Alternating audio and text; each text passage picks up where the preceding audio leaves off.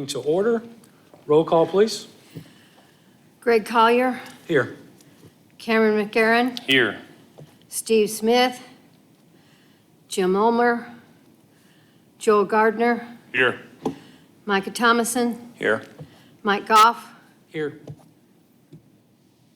So Steve just got back from Cuba, and he drank a little too much water, I think, and he couldn't make it. I talked to him earlier. He said if we need him, we can give him a call. So we'll see how the day plays out. So has everyone had a chance to go through the minutes? Any questions? If not, I'd ask for a motion to approve. I'll go ahead and make that motion. I'll second. Motion and second. All in favor, say aye. Aye. All opposed, same sign. Moving on, comments from the audience. We've got a pretty good crowd. Anyone here that is not on the agenda that would like to step to the podium and visit with us for no more than 5 minutes? Looks like everybody's on the agenda. All right, so some of you have met Matt. He is our new airport manager. I saw as you were coming in, I think the majority of the commissioners have met him. Matt Henson, he has been with the city for a while. I don't know how long, but James is grooming him, and James says he's doing a great job. So if you haven't met Matt, be sure and go meet him. Matt, anything you want to say to the commission today? Happy to be here. We're happy you're here. Okay, let's go ahead and go to number 6. Nathan Bates. Nathan wants to take over the lease of a hangar where a plane he is purchasing is currently housed. Nathan, you want to come up to the podium? I'll be quick, just simple. There's a gentleman, Mr. Mike Mitchell here, has an airplane he's expressed interest in selling. I'd be interested in purchasing the airplane, but it would not be interested in moving it outside and buying it if I don't have the same place to store it. I'd like to request to be able to take over the lease of the hangar upon purchase of the aircraft. And if it was to work out that way, I'd be interested. If not, I don't think I'd be interested in purchasing the aircraft. So. Okay. So first of all, thanks for coming to the commission and bringing that. That's the proper way of doing this. So I'd like to say thank you first. I'll go ahead and let the commission ask some questions, and then I'll finish up. Just out of curiosity, when are you looking at making the purchase happen, or has it already happened? It has not happened yet, and I'd be prepared to do it before the year's over, before this, in 2024. I know that in the past, I've talked about like the way boat leases or boat slips are done with boats. So Prairie Creek Marina is the one that I've always brought up. It was owned locally, and they allowed conveyance of the slip with the purchase of the boat. It's recently changed hands and has been bought by a national firm, and they no longer allow that. So just food for thought. You cannot keep your slip. If you sell the boat, you don't have the slip, it goes to the person next in line. And I'll just add on that, I know in the past that we've had other issues come before us on this with the conveyance of the hangar. We've denied and or accepted, but all of those have been permission over, or forgiveness over permission type of attitudes, where somebody has gone into the situation for the last couple of years. Now we became aware of it, and we made decisions based off of the information that was put before us. But this one, I believe, is coming to us the correct way, and that is, this is what my idea is, can we work something out? So from my standpoint, I would say, yeah, green light, go. I would agree as well, just because, Nathan, I really appreciate you coming up here and asking for permission. In the past, we haven't had that. And so being able to come up here and work together, I think, is mutually beneficial to the airport and to the people there that are tenants there. So I'll play devil's advocate. We have a waiting list for a reason, and I don't know personally how fair that is to the people on a waiting list to get jumped over someone, granted, that's doing things the right way. And as I started, I appreciate that. I don't think, if I were on that waiting list, I don't know how I would take that with someone coming simply because they're going to buy an aircraft in a hangar. That that puts them over me. That, I feel like we're going to set a precedent if we do that. Anytime someone's ready to get out of a hangar, all they got to do is try and sell that aircraft that's in there, and they move up above everybody on the list. So that's my take on it. I'm going to step in and say I'm in the exact same position because we have no footing to respond to the other 100 or so people that are on that waiting list. And there are people that have airplanes sitting on the ramp right now that have already made the purchase and are waiting to get in a hangar. And I am the biggest advocate of adding more T-hangar space at the airport. That's been one of the things we've talked about. We've got a plan in front of us that has potential for 80-plus more T-hangars to go there, but we can't jump over, from my perspective, people that have been on that list for that long. But I do agree that you are going the right way to ask permission. Are you on the waiting list? Yes, sir. I believe so. Have been for years, I believe. Do But we have any idea where he stands on that waiting list? I mean, again, my take would be to start at the top of the list, and if it's available when it gets to you. Because I think does this hangar have an office with it as well?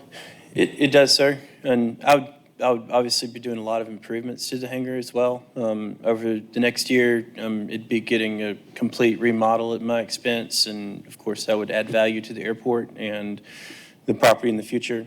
And, you know, I do think if the lease wasn't transferred, I'm sure the aircraft will leave the airport. If it's sold somewhere else, it's got a new paint job on it and it won't get moved outside and left outside. And so, you know, I feel like I would be contributing to the community and benefiting the airport in many ways.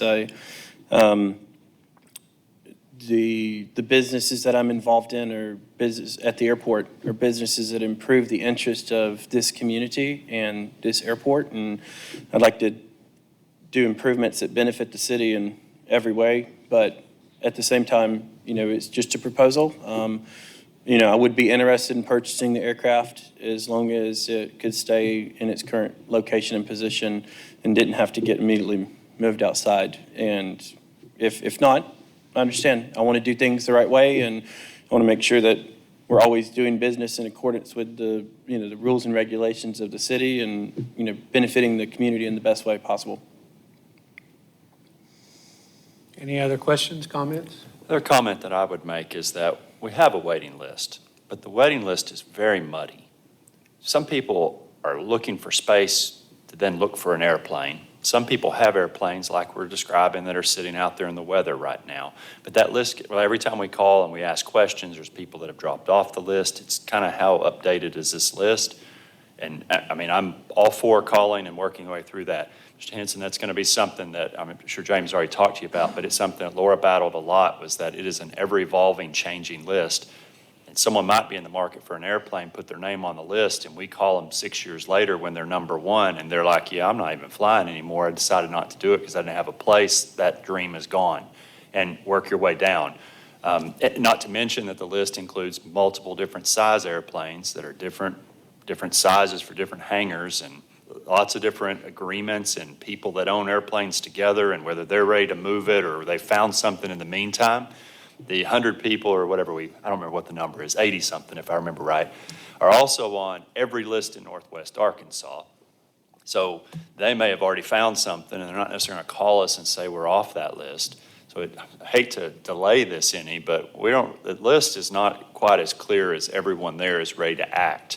So we may, like you suggested, we may call 15 people before we ever get anyone that's even interested.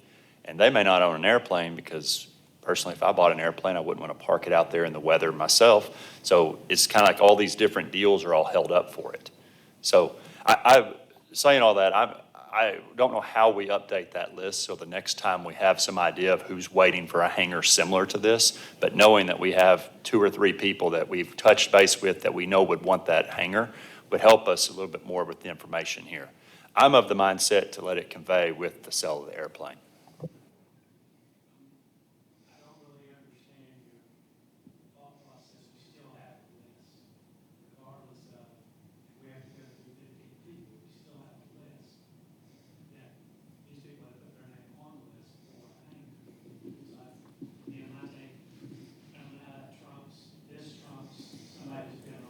I guess what I mean is we need to work our way through that list and see if his name pops up before we make any decision on this, because there may be someone, number 2 on the list may say, yeah, I'm ready for a hangar, but we may work all the way down the list and not ever find anyone until we get to his name. And the list isn't something we've talked about, maybe having it published so that someone could find it on a website somewhere. So I understand that I understand that we have a list, but the list is not as clear as we don't have 87 people that today would want an airplane hangar if we had one available to them. So, I mean, I just shouldn't want to delay. It makes it harder for him to buy this airplane if we have to delay until we work our way through this entire list. But knowing what we really have on that list would help us make this decision. And I've argued back when we had these discussions before that I felt like it makes it impossible to sell an aircraft. They are our tenants, and I feel some loyalty to them and helping them do that. We're not in the business of selling aircraft, but we know we're going to have an airplane that's sitting there. We know the situation with it. It's going to prevent all the issues that I think we have out there of subleasing. It's just going to clean all that up to be able to allow this conveyance. I know we're setting a precedence. I've been for that precedence. But if you're making a decision based off the validity of that list is a lot muddier than we want it to be.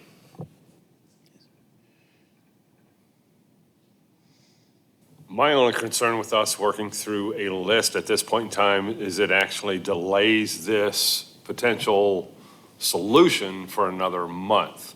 It delays the purchase, it delays us having somebody else in there.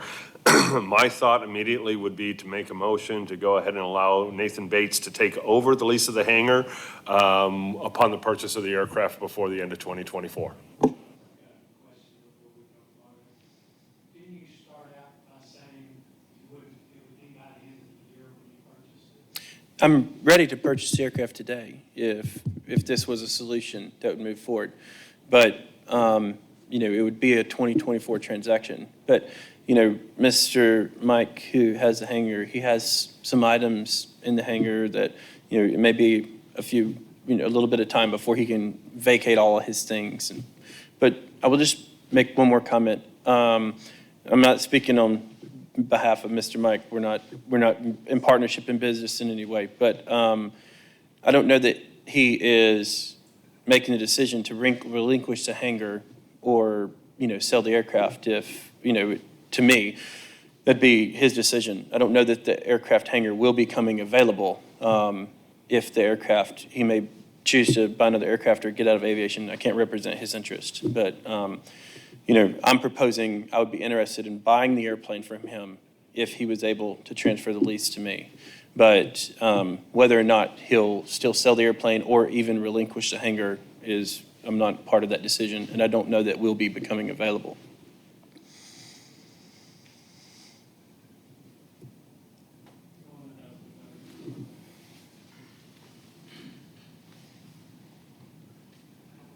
Well, I could answer that for you guys.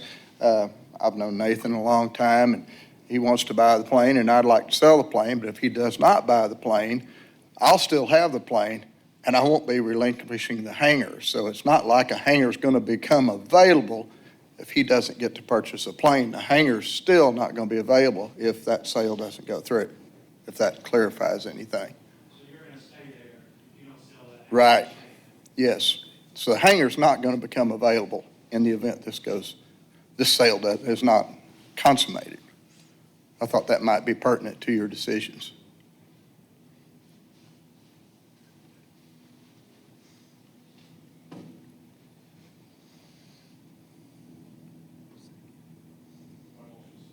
I'll make the second. Motion and a second. Roll call vote. Yes. Yes, ma'am. No. Yes? So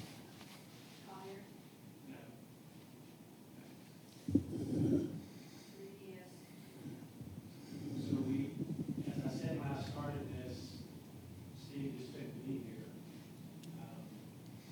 Did we call Steve for a vote?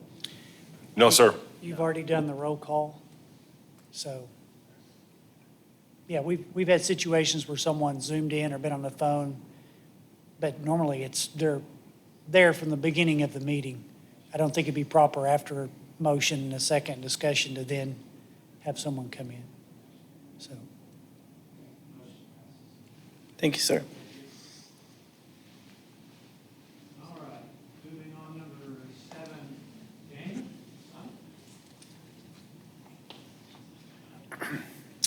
Good afternoon. Good to see you again.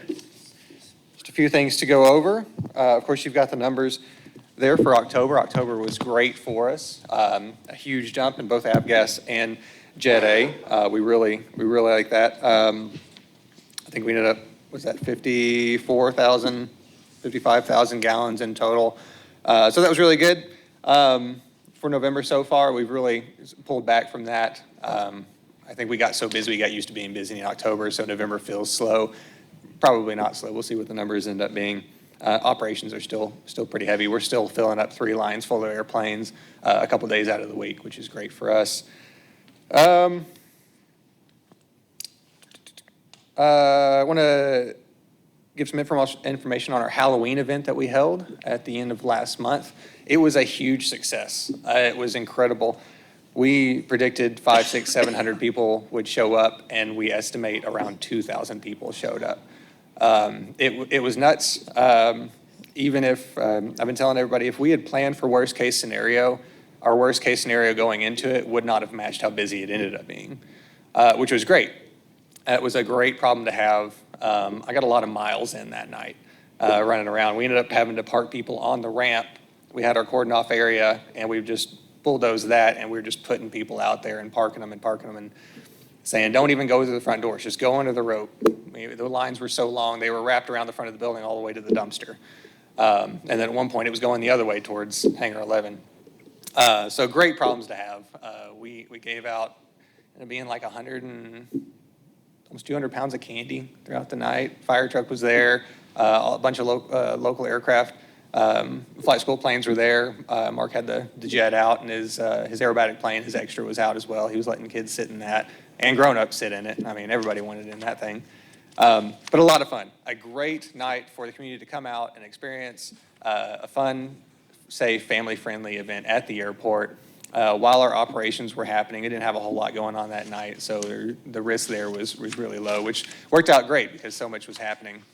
Costume contest was a blast. Great prizes from El Chefe and Fly ARH. They were busy. They were flying all evening, and they had to cut it off at one point. All that to say, we're going to do it again next year, but we're going to plan appropriately now that we know what we're capable of. Jamie and I just delivered, 200 pounds of food, 150 pounds of food to Compassion NWA yesterday. That was all brought in from the donations from that evening, and that's something we really didn't even press. It was on our advertisements. We'd like people to bring donations. Next year, we're going to hit that hard, and I'm hoping we can get close to 1,000 pounds of food to be able to donate to the local community in need. That was really gratifying, seeing what came in from that. We might need to have more discussions on in the future on parking and things like that, how we're going to take care of everybody coming in, but that's a year from now. We'll cross that bridge when we get there. Next thing, Jose Silva with I think that's his name, with the Army National Guard called me the other day. They're down in Fayetteville this week, and he called and asked if we could be an alternate base. I think it's this weekend. We've got a game this weekend. That they could bring their helicopters up out of Fayetteville in case they get busy and they still want or need to do their operations. They can use us again, which was really reassuring. I haven't heard anything one way or another yet, hopefully soon. But I was glad that they were considering us as an alternate. They know what we can do. We're going to put them in the exact same spot, and Jose was happy with that. I don't believe I've got anything else unless you have any questions for me.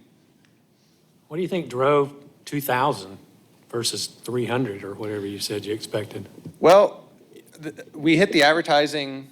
We actually didn't hit the advertising too awfully hard. I spent about $200 on advertising, and that was really just on Facebook. But that got picked up and put on a whole lot of other social media platforms. We were working with the Elizabeth Richardson Center, and they volunteered to help out, and they had a lot of setup, and they were pushing the advertising as well.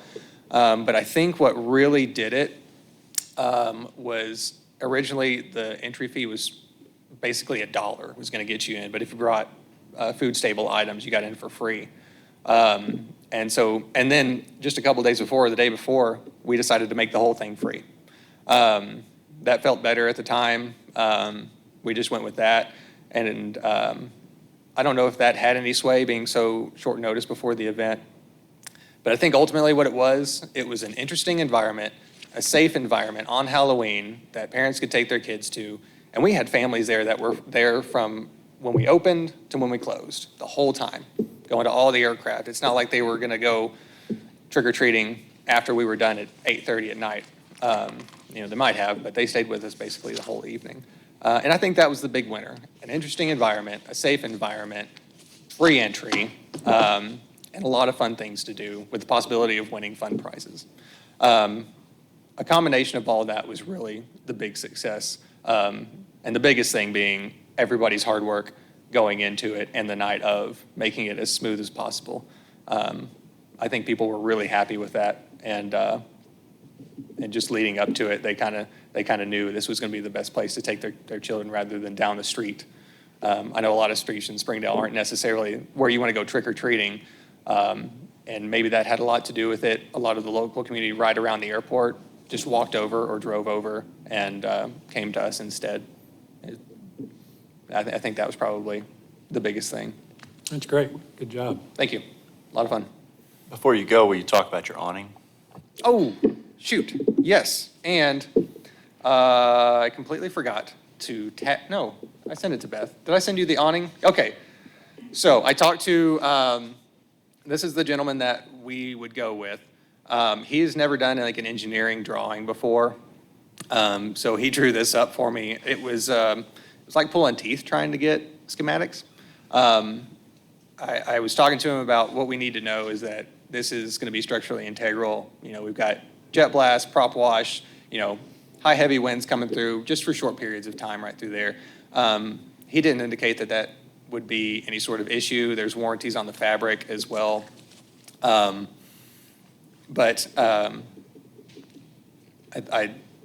really wasn't very clear on what the actual process would be. The schematics, I didn't get to see anything. What you have is all I was able to get out of him, because he's never really provided anything like that before, so they didn't know what exactly we were looking for.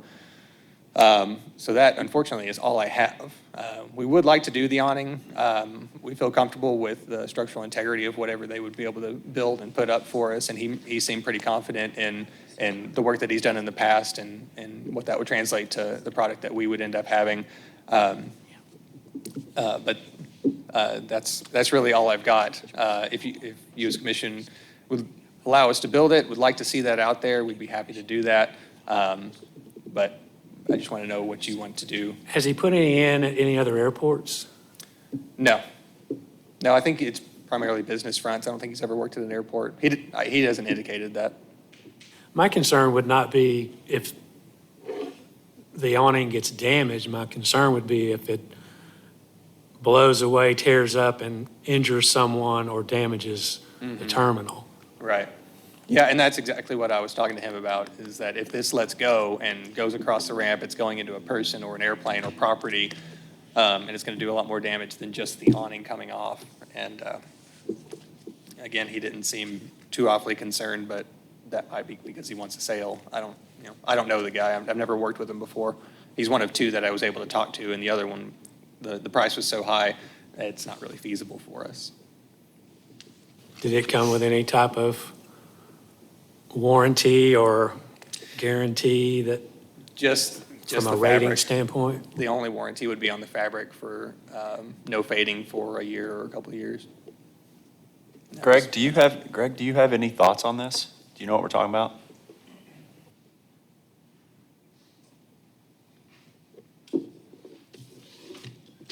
Have you ever seen anything like this before? Is this something you would shy away from? Let me think. So it's a fabric awning, correct?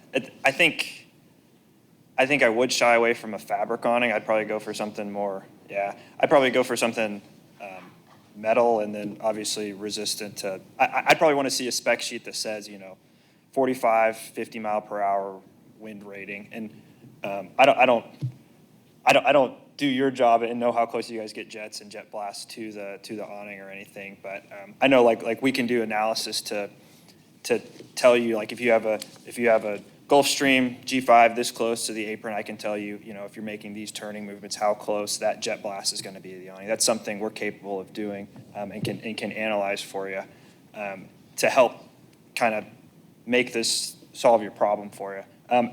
I did miss the last two meetings, so I wasn't here whenever this was initially brought up to know, are you just trying to get out of the rain or get out of the wind? What's kind of the... Yeah, provide a covering over that sidewalk that goes out to the ramp from the east side of the building. I gotcha. Yeah, I mean, I think I would recommend something a little bit more permanent. And there are we could probably get state grants to support something more permanent if you're wanting something that match the exterior of the building a little bit. Obviously, more permanent, matching the exterior, we're talking dollars. But that's my thoughts. Thinking more like what the schools use for their transitions between Yeah. buildings. And I can think of, well, actually, now that you say that, I think there's an airport in Harrison. Boone County does have a fabric. I can call the airport manager and see if they've ever had any issues with it. I mean, it's an airport just like Springdale. Airports are always windy. They'll get jet blasts as well. So I can ask her how that one's performed. But I can say right next to that one, they have a bunch of permanent metal ones as well. So I'm happy to reach out to the airport manager there.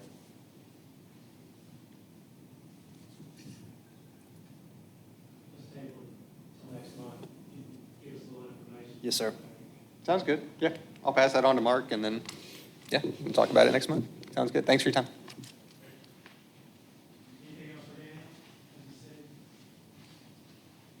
All right. Report from Mr. Kay. Thank you. The only thing I have, and might kind of join with James here, but is and I know we've talked about this in several meetings, the delinquent hanger report. There are several of them that are on here that, as you know, we've already brought litigation against and got judgments against all the various items involving Mr. Mann, the Doyle Frick, we've got a judgment on that, Albatross Bar and Grill.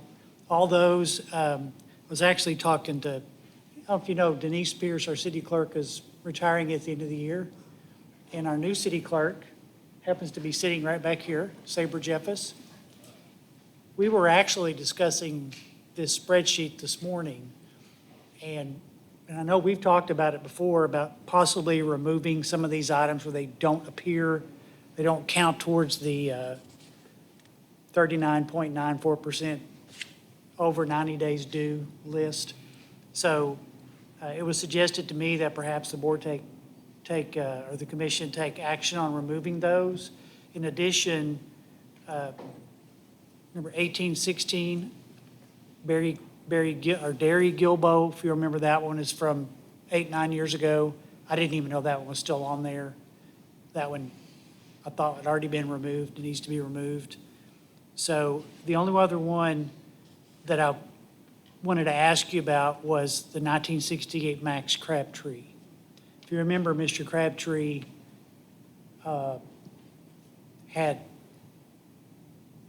sublet or assigned his lease without commission approval, and you all decided not to do it, and there's still 2 months owed on that, and part of me is like, I really don't want to go after Mr. Crabtree for those 2 months, so I would ask that $162 be written off as well. And then I believe the only other one, and I still need to work on Flight Line in a Cowboy Diner. I need to go back and see where we are on those. And I think the only other one that's delinquent is one that I'm told is going to pay this Friday. So he said. Number 1642.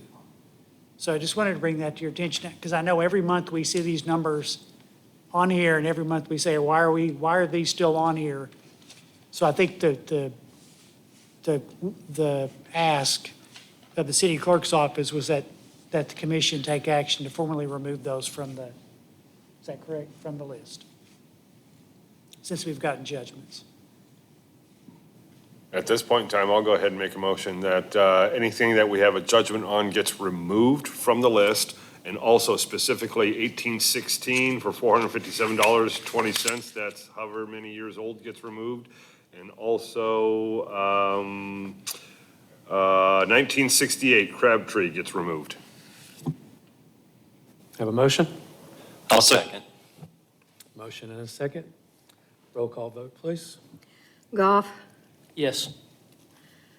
McCarron, Yes. Thomason, Yes. Collier, Yes. Gardner. Yes, ma'am. Thank you, and that'll help Matt out as well going forward, I think a little bit, give us a more realistic looking number, so thank you. Thank you. I had a conversation with someone in our clerk's office that is taking payments for airport hangars, and said that it's really complicated for them, and felt like there were some ways we could simplify that. At some point, I'll see if I can get some more information from her on how to do that. I think she feels like they're coming from all different directions. I know we've talked in the past about how this report is pulled a week or better before we meet, maybe even before the true due date is. Maybe they're mailed out with due on the 1st, but there's no late fee until the 15th, and we're pulling this on the 7th or something like that. So we have a lot of them that show up that every meeting Laura would say, no, they've paid that, or I think that's all been paid. So to try to help get us a little bit more accurate report, might look at the way we're doing that and see if maybe we can make it easier on that staff as well. That they're getting independent checks from all these different people, and obviously the water department does that every month, so it's not so insurmountable, but if we can figure out a way to simplify that, make their lives a little bit easier and get us a little bit more accuracy in our report, that would just help everybody. Is that part of the software y'all are switching? I don't know, but if I may speak, sure. She didn't know she was going to get called on, so.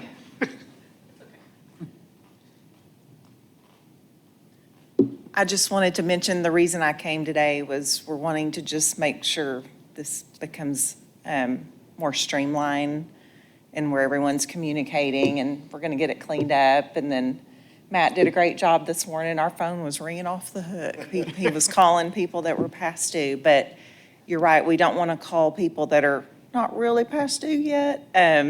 But I'm not sure he was given the proper information. So that's why I came today. And I'll probably just come every time. But I'm here to help, and, we don't want to upset our tenants, and want to make sure you have the right information, so. What I'm saying about, like, they're mailed out saying they're due on the 1st, but there's no late fee until the 15th, and lots of people pay them later into the month. And then because this is an agenda and it's submitted in the agenda, they have to have it, they can't have it printed this morning. We have to, so it's always a little delayed that way. So I don't know if we figure out a way to, even if we looked at it a month late so that we knew it was accurate, that would even be better than having one that we have all these that look like they haven't paid that we know they have, and there's nothing really due yet. So anyways, it might be just changing the date in there to make the due date truly the day that late payments start as well, so that it's not popping up here showing it's already past due and really there's not a late payment till the 15th, so. Do we have the option for tenants to pay online to make it more streamlined? I don't think so, but, they can call and make a payment. But we are working on getting better technology in our office, so that's something I could certainly look at.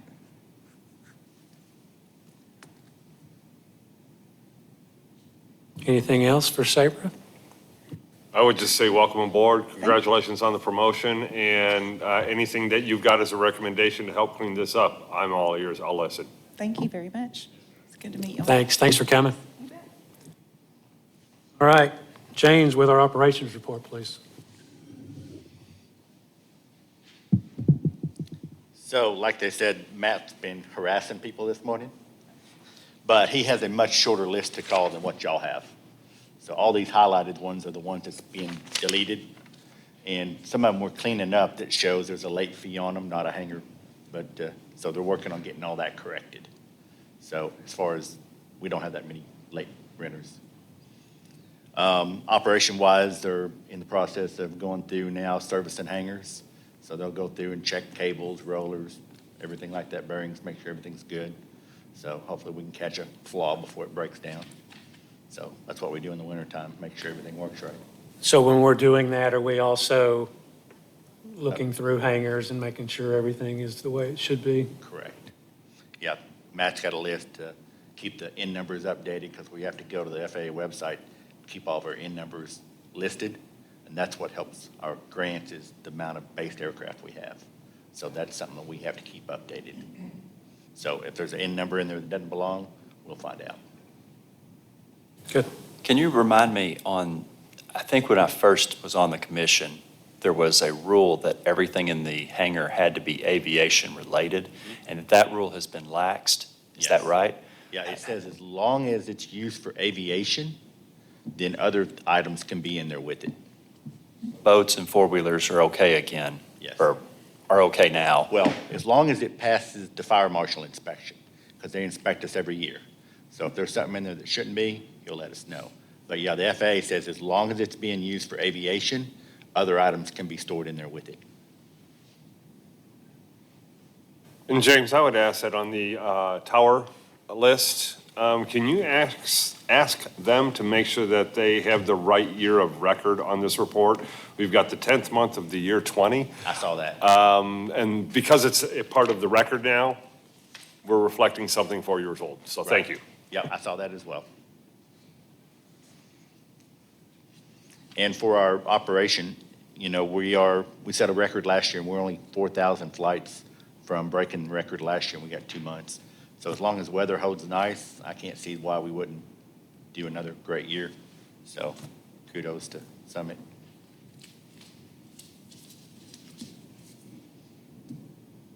Any questions on operations? Go ahead and roll into activity. All right, like Daniel said, the fuel sales, it's up, but that could just be from all the extra that he did the month before. So gallons are up. Other than that, everything's running great. I mean, they had a great turnout for the Fall Festival. We got the Army National Guard supposed to be in again tomorrow. They're going to tour the plant again, and then another crew is going to tour the School of Innovations. So I haven't heard yet what time they're showing up, but hopefully we're still high in the ranks for running to get their base here.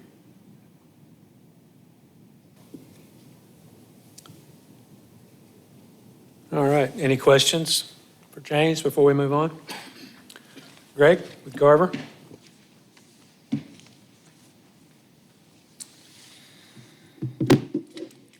Let's see.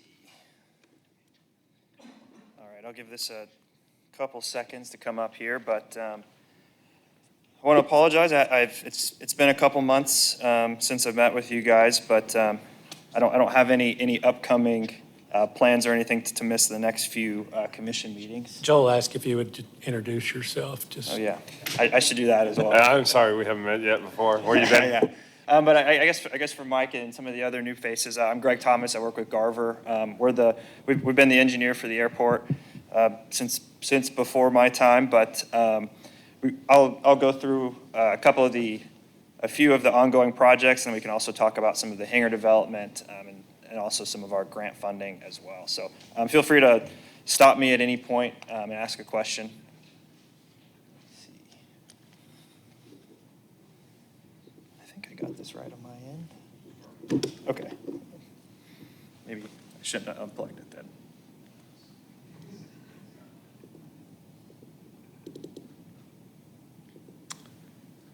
All right, I'll do some talking. Oh, there we go.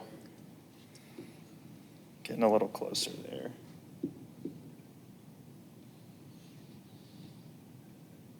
Okay, I'll go ahead and start talking, and it'll show up when it shows up, and that's fine. So just to go over the active projects we've got going on right now, I'll start with the runway rehabilitation project. This project has not started construction yet. We designed the project January through May earlier this year, January through May, bid the project in May to June timeframe. Since then, we've been We've been working with the FAA to get funding. As you might remember, the bids did come in high for the project, so we had to work with the FAA to find some additional funding for us. We were about $150,000 high on our estimate.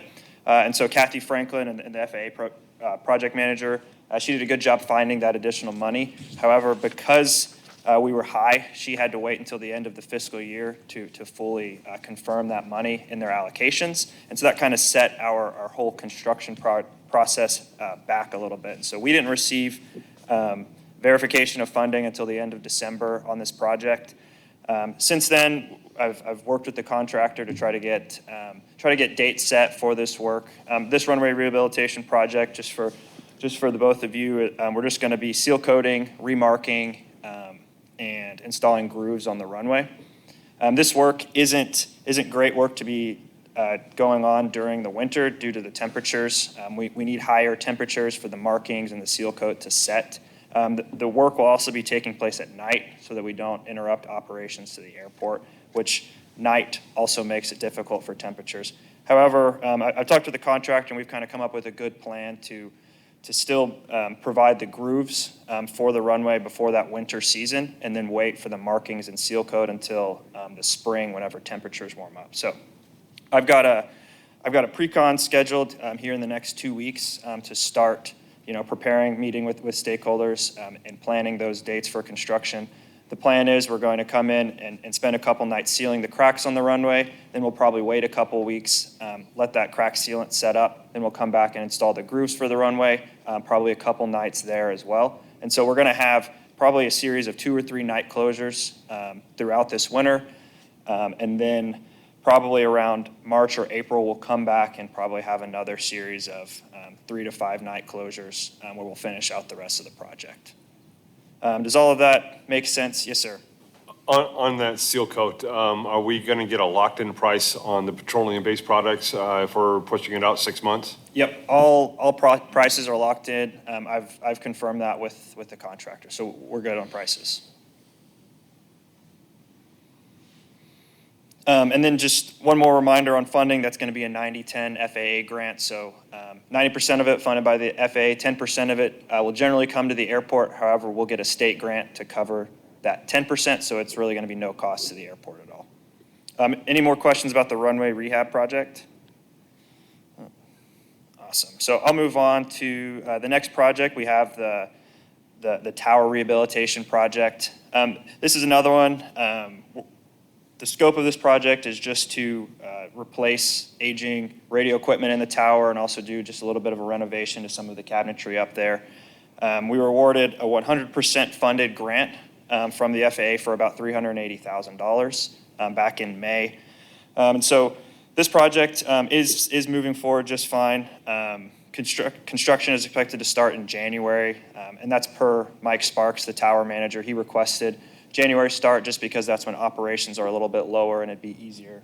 Oh, there's a camera, but maybe this will come up here in a second. But construction is expected to start in January when operations are a little bit lower there. So any questions about the tower project? Not a whole lot moving on that one right now.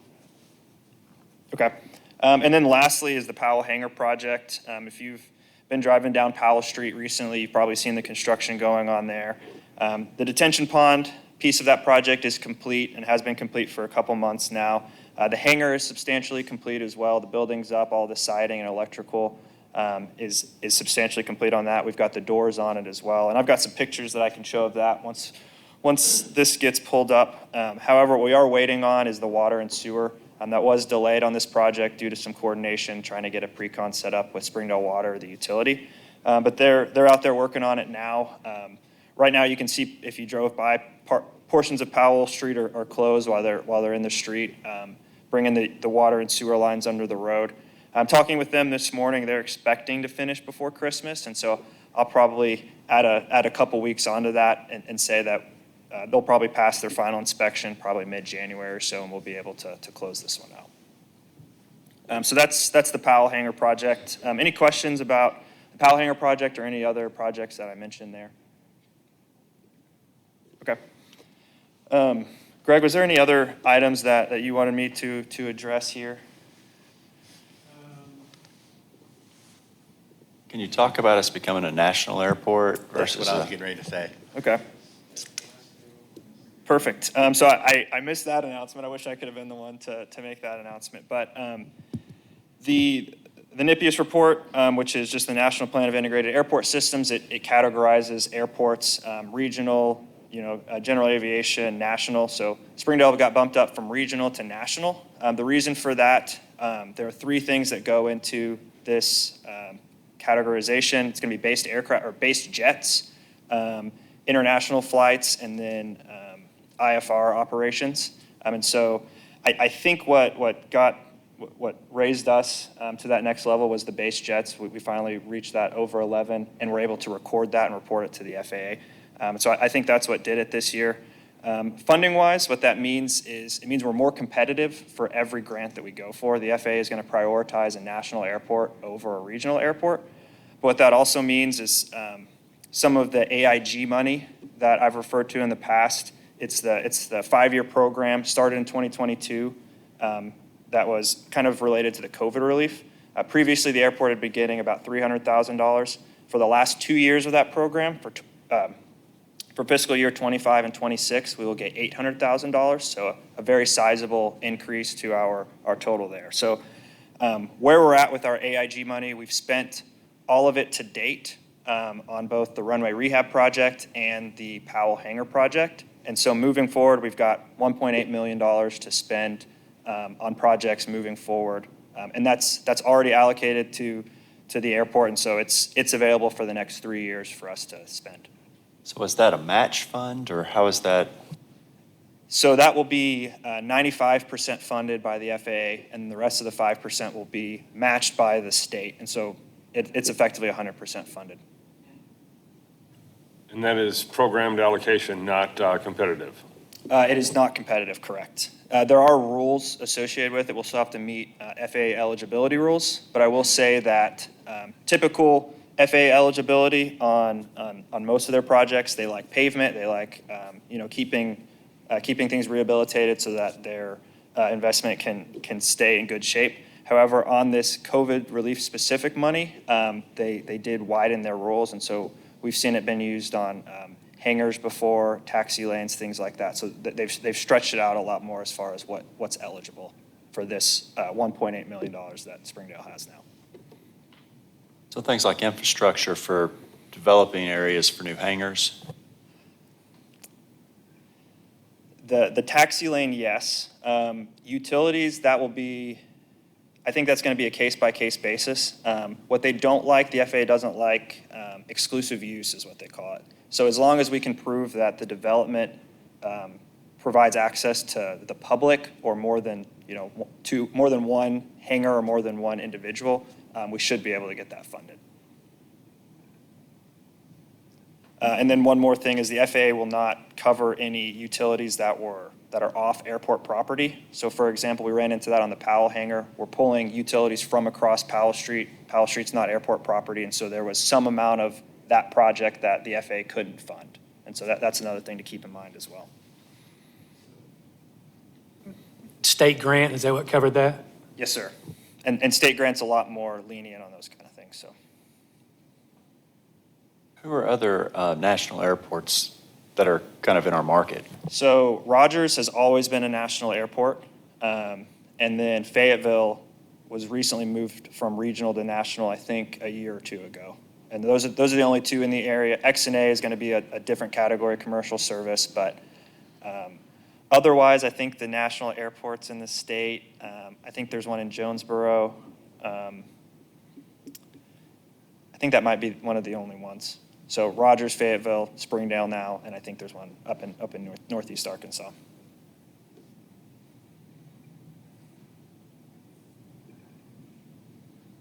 Any questions for Greg? So we wanted to try to have like a review of I know you're trying to pull it up, but a review of like our plans for what we could do Right. expansion-wise. Let me go visit with her just for a second and see if we can get it sorted out.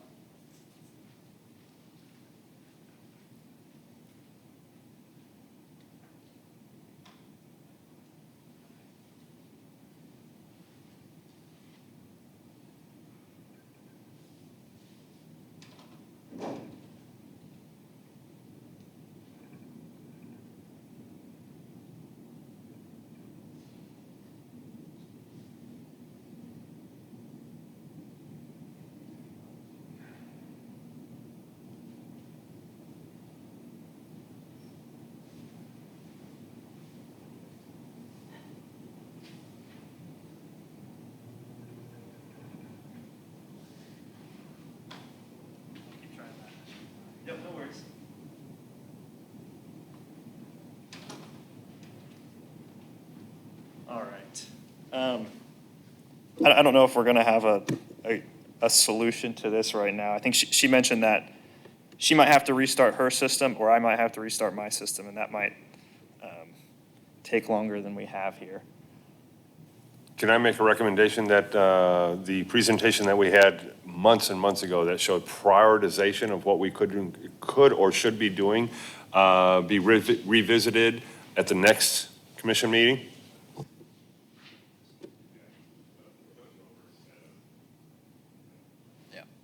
Have you guys worked on this? You named more T-hangers than I thought we had plans for. Have you guys done anything with this? No? I have not done anything with it. And I can. I personally have not, no. I can speak a little bit about some of the options that we have without pointing anything on the screen.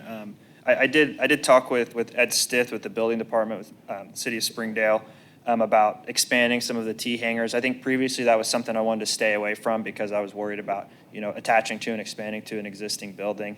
He didn't have any issues with that. However, the issue that he did bring up was with our fire flow. That was an issue that I think we kind of ran into on the Powell Hangar project, is just the airport is located in an older area of town that doesn't have as much water or fire flow coming to the airport. With the Powell Street improvements and also the Sunset Avenue extension, we're hopeful that that could increase the flow to the airport. But with any hangar development project that we're doing, I think we're going to have some component of extending a hydrant or doing something to fix the fire flow issue. In some cases, that could be like $50,000 or $60,000 on a project. In other cases, you might be looking at $100,000 or $200,000 just to be able to get the hydrant where you need it to go. Speaking more at some of our options, I did have an exhibit that I can send out after this for you all to look at of just expanding T-hangers. T-hangers is a great way to knock down your hangar waiting list, and it's also reasonably efficient way to spend your money, dollars per square foot. We can get those funded with both the FAA grants, or we can pursue a state grant. As far as your state grants for the year, we have not been awarded any state grants this year. We haven't tried to get any state grants, so we have all of them available. Right now, they have a 90-10 grant with a $500,000 cap going specifically for hangars, and so that $500,000 or $600,000 project could build about a 50 by 50 box hangar, or it could build maybe 2 or 3 bays of a T-hanger as well. So I would say that's probably the size that we're looking at for a state grant. Using your AIG funds, I mean, $1.8 million will go a long way on any hangar project. James, do you remember from in the past when we had Laura go through the list, was it better for us to build large hangars and allow them to put multiple airplanes in there? It was T-hangars was the best way to attack the list. 90% of our people on the list want to have their own space. So what they're doing is if an open T-hanger opens up, they'll move into it until an enclosed one, but they all want to be in their own bay.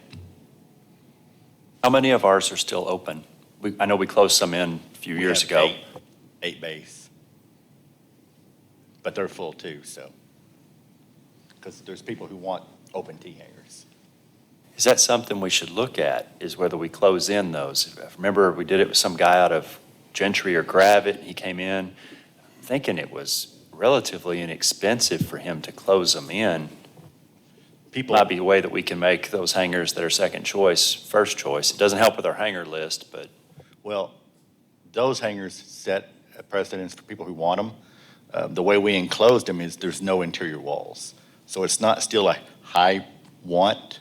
So leaving one bay open serves that need. So I wouldn't suggest closing them because it's full. I would say we need to build new. Right. I think the other issue with enclosing a T-hanger is if you think about a T-hanger, it's all doors. Every side of it's doors, so that's the most expensive part of a hangar. The other thing that we've had issues with in the past is if it was designed as a shade hanger or an open T-hanger, it's not always rated to have those doors added to it. So I would say that's something that I'd be, from the engineering perspective, afraid of taking on just because of the liability associated with it. But I didn't want to completely cancel that idea, though. So T hangers, we need to figure out how to put in T hangers. Where to put, yeah. These grants able to be like piggybacked? Can we do multiple grants on the same project? I guess you break part of the preparation into one piece of it and then the hanger itself into a different piece. Right. Yes, yes, you can piggyback the grants, or we can start with a water project now to get the hydrants there, and then the next project can be a taxi lane, the next project after that can be the hangar, and it could be a 2 or 3 year process to do that. Doing one grant in a year. Sometimes you can get, the ADA offers 3 grants a year, a 90-10, an 80-20, and a 50-50. And so we could utilize the 80-20 and the 90-10 to maybe, make that a 2 year process rather than a 3 year process. 90-10 was up to $500,000. What's the 80-20? The 80-20 is capped at 300,000. So I would say just, we need to be hesitant in jumping in too quickly on that when we've got a new school going in, we've got the roundabout and the new 412 coming in, which could bring the water a lot closer and bring more flow Correct. usage to that. So we don't want to get ahead of the game too much. Correct, yeah, I agree with, and Greg and I have talked a little bit about this, is a lot of these problems might solve themselves for us if we're patient with it, with letting those projects finish out. Especially like, I know 2 of the T hangar locations that I was going to show you today are right there where the school is going to be. And so that could be a hydrant that could potentially be close enough or close enough for us to tap into in a more economical way. So going back to the grants that gave us $800,000 a year, is that money that we have banked forever, or does that end at the 2026 when that program expires? So we'll have 4 years to spend that money. And so the 2025 money will end or will go away in 2029. The 2026 money will go away in 2030. Is that 4 years to obligate it or 4 years to spend it? I think it's to obligate it, and then I think they'll give us an additional year to spend it after that. I know in the past, these projects can take a long time from the very beginning of our thinking and talking about it till we wait on water lines and things. There'll be kind of a point where we got to go. So I don't think we're there, but just don't want to lose out on that funding. Right, and I can work with, I know Garver's associated with one of those projects, not me personally, but our transportation team is doing one of I think the Powell Hangar, or the Powell Street project. And I can get with them and try to get a good idea of, what size water lines we're planning on doing, to see, and maybe we can run some models to determine, is this going to be enough, or what's it going to look like? Or what is the airport going to have to take on to be able to meet some of these needs? Maybe we just need to sit down in a room with the water department and find out when and where and how much. Right. And I could say about probably 3 or 4 months ago, whenever I had the conversation with our transportation team, the ball was kind of in Springdale Water's court on how they wanted to handle those few projects going on. So I haven't followed up with them since then.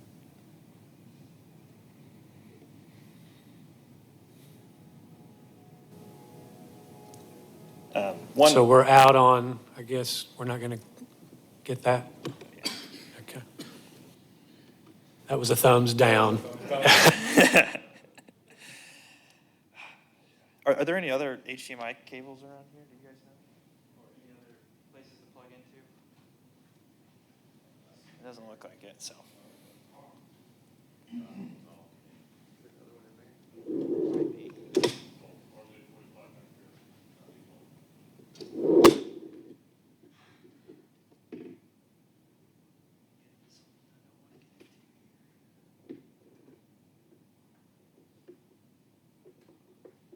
Found one.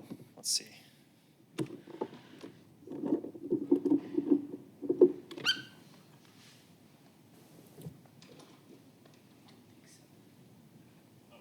No, go ahead, try that. Cool. By all means. I'm just finding something to plug in. I think that's the other end of that one, and I don't think it's supposed to. It could be, there's, you would know this stuff better.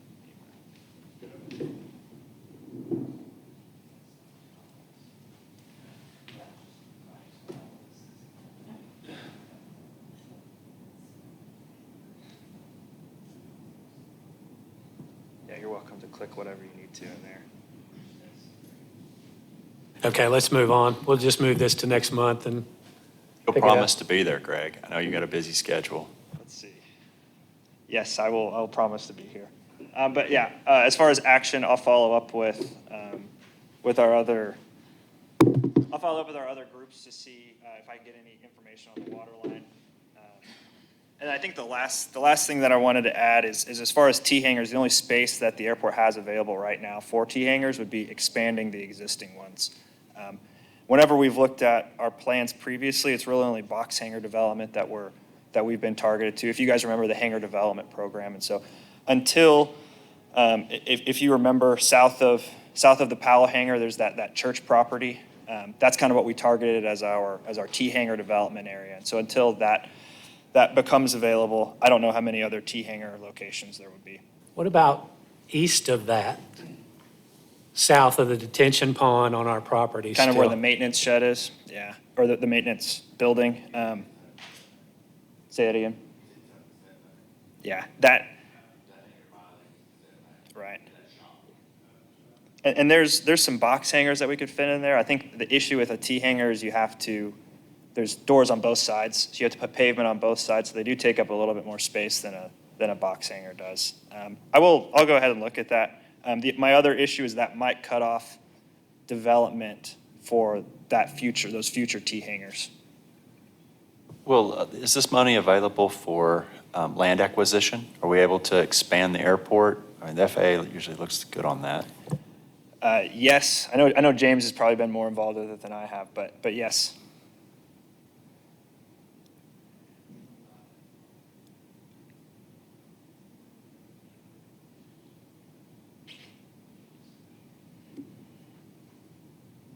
All right, any other questions for Greg while we got him? Awesome. Thank you. For December, I'll make sure this works before I come up here. I apologize for that. No problem, thank you. Okay, old business? I don't know if this falls under old business or not, but I'm looking at the two financial reports that were provided to us, City of Springdale Airport Commission 2024 revenues and expenditures, and the balance sheet. And I'm looking at end of October, trying to figure out how we're $884,000, or actually current assets, cash in bank. Is that $10,000 or is that $892,000 negative cash in bank?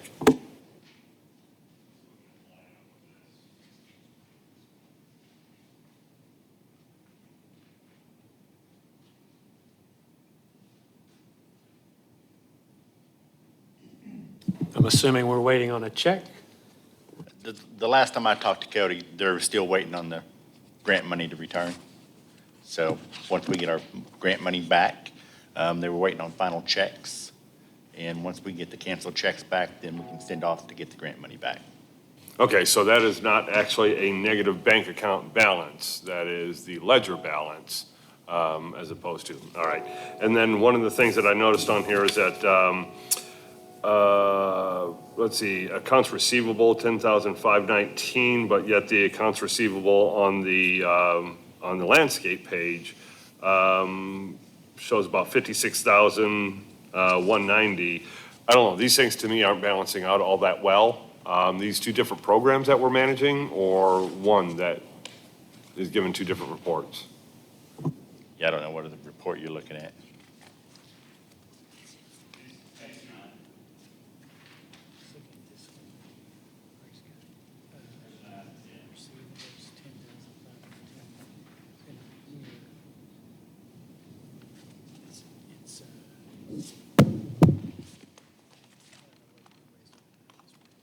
You said landscaping. Oh.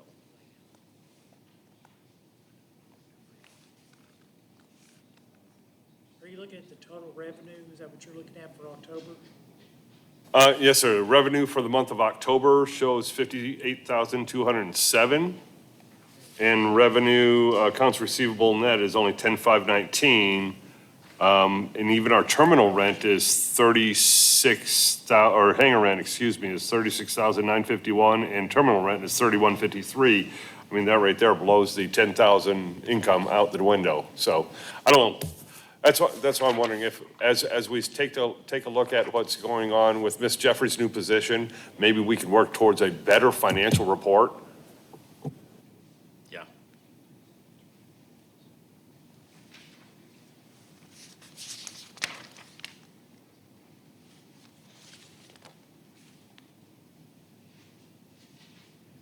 Maybe that's after bills.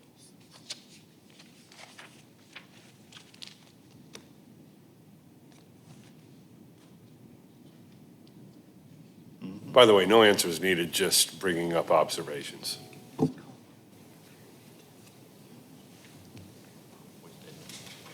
Okay, I think that gives us something to work towards at least. Comments from commissioners? In the last meeting, I made a comment about having the additional funds and how we could use that rather than going to the city. And I mentioned that I felt like I'd gone and talked to city council people a few times about projects. So I asked them to give me a list of the money that they've provided to the airport. So that's what this list is.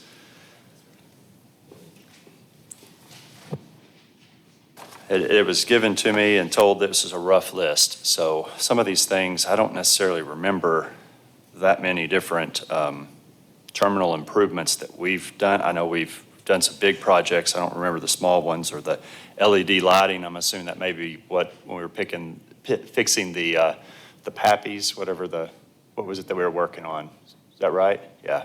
So that may be what they're counting as that because I don't see that on here, but this is what they sent me. So I would be curious as to, from these, how much of these were loans that we paid back after we got our grant money back? I would think most of these would be.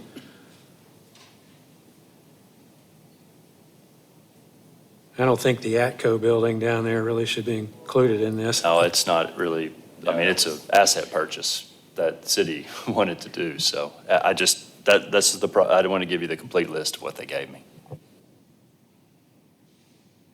So one Plow, we time didn't in pay the for last, the city didn't pay for the snow plow and the truck. That was a grant as well, wasn't it? Right. Yeah, so, yeah, there's definitely some things that'll come off this for grants. And land acquisition 2018, we didn't buy any land in 2018. yeah. That on Emma, the city paid for. In 2020, looks like one time in the last 5 years, we've So gone to the city, Which one? 2022, for the hangars. Yeah, it wouldn't be airport. That was for the east side. Yeah, that's where the senior center's going. I think that's land acquisition, that's where the senior center's being built. Not only did we not get that land, we're getting counted against it for it. Yeah, the only thing I was going to add is to mine, all of the projects that Garver's been associated with have all been either mostly covered, like 90-10, so maybe only 10%'s left, except for the East Hangar, which was about a $700,000 project. I remember all of that came from the city. But otherwise, they should mostly be, very small amounts, so. And actually, out of that 700,000, we didn't use all that. I don't know, Mr. Kate, do you remember how much of that? I think there was over $100,000 we didn't use from that 700.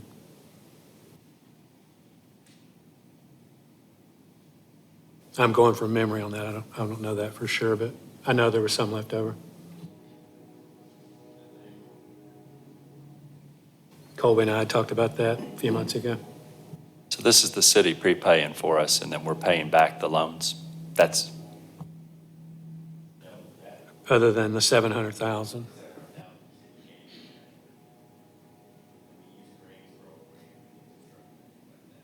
so why are they seeing this as like giving us the money? Well, because on some of them, they start out giving us the money and then we reimburse them after the grant money comes in. So on paper, it would probably show that way.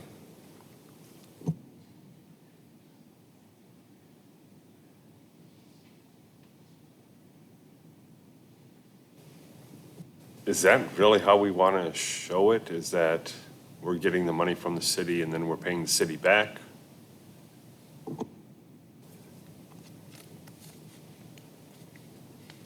I don't know. I'm just trying to wrap that around in my brain cell, and it's not wrapping well.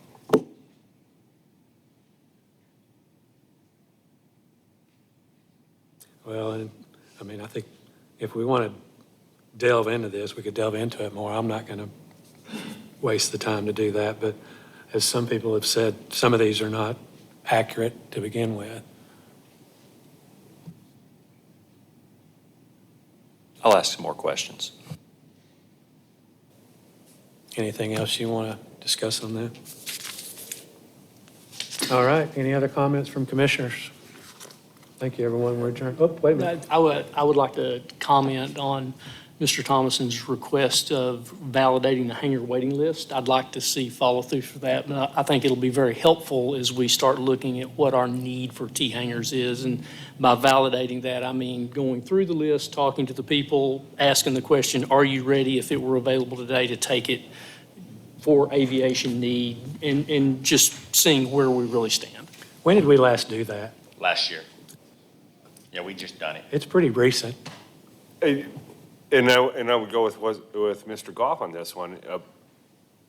A year, yeah, it does seem pretty recent, but should it not be done on a bi-monthly basis or a quarterly basis? It may be a lot of legwork, but is there not some type of 2024 type of electronic email thing that we could use to contact everybody and send them out a reminder to check the box, yes or no, we are still interested, something like that? Not to keep everybody it- has email. We have it on the list. We ask them for their email to put it on the hangar waiting list. Not everybody has it. I think what he's asking for, when we did it a year ago, our question was what size plane, what size hangar It's on the list. would you like? But it wasn't necessarily, if we had a space available today, would you want it? That's a little different question that helps us decide. They're on the hangar waiting list because they want a hangar. So we put down what plane they have, or if they're planning on buying one. It's on the list. So we get all the information we can get from them, phone number, email, what do you have? Are you still interested? Yes. Now, does that mean they're going to come to us? No, because if they get an opening at another airport before us, then they don't. But we can take them at their word.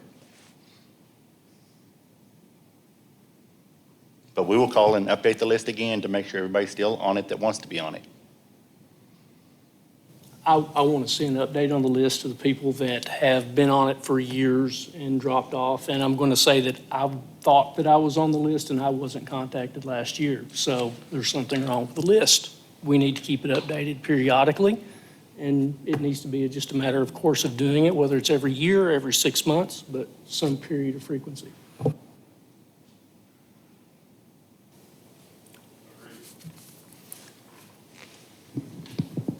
Anything else? We are adjourned.